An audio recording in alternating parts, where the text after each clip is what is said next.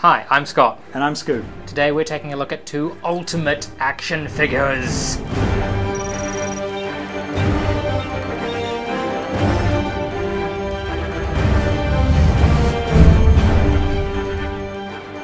Comic books have been around for quite a while, haven't they? They have. Have they?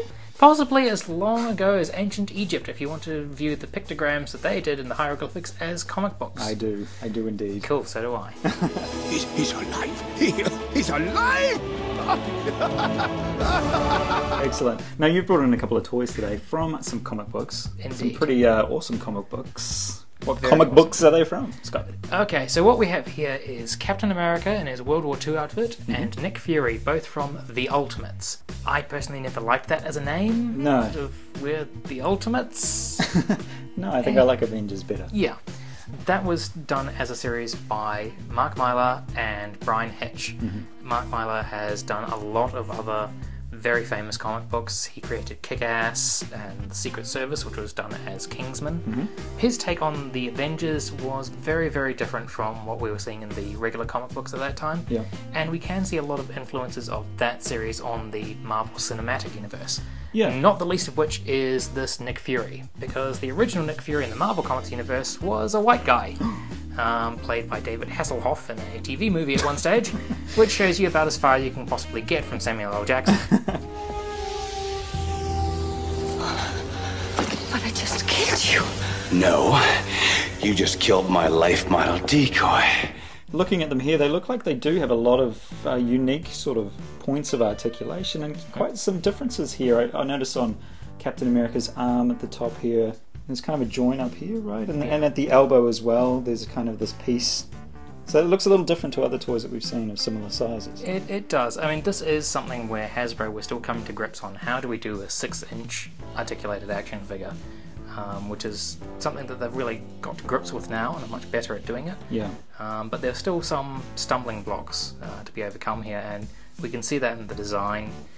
Some elements like Nick Fury's jacket here, it looks great, but you notice that he can't actually put his arms down by his side because the jacket is quite bulky. Yeah. And it's just bulky in the wrong areas to be able to get his arms down comfortably by his side. And unfortunately, they're still actually using this base body for some figures now, Oh, okay. and it really stands out as this is an older figure with a repurposed head or paint job or something like that. To me, the Captain America figure and the Nick Fury figure look very reminiscent of the movie guys themselves. So did the movie guys, the people who made the movies, take notice of The these movie comic guys books? do they? did take a lot of notice of the Ultimate Universe in terms of costume design and inspiration and all that sort of thing. Yeah. This being Captain America's World War II outfit, in the original Marvel Comics, he was basically wearing the same outfit that he always had. Yeah. So his World War II outfit was the same as his modern day outfit. Whereas with the Ultimate Comics, they've gone with this very deliberately designed to look like a piece of World War II era clothing. He doesn't have the round shield, he's instead got this sort of shield, Yeah. which is something which kind of harkens back to the original Captain America. On the cover of the very first Captain America comic book, he had this sort of shield. Okay. And it was very early on changed to the round shield that we're familiar with. Yeah. Also, he does have a gun. Most of the time, with the regular comic books, Captain America wouldn't use a weapon other than his shield. Whereas again, this one, having gone back to the World War II era, have very clearly fitted him out with a machine gun, and he also comes with a pistol, so he can take care of his enemies that way. One cool thing about this Nick Fury is that he does have a working holster up here. So he does have a gun right there which fits into that holster, so you can equip him with both his rifle and a pistol, so he can take care of even more fools. Yeah. And he's someone who's not afraid to use firearms on people. Absolutely not.